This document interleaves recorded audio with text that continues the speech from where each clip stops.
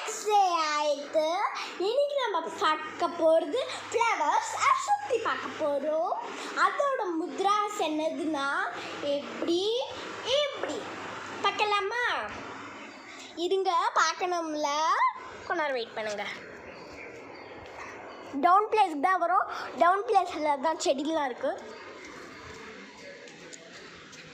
இது வந்து நம்மளோட துளசி செடி, இது ரோஜா செடி, இது வந்து மல்லி செடி, இது என்னோட ஃப்ரெண்ட் பைனாப்பிள் செடி, அது வந்து மணி பிளான்ட்.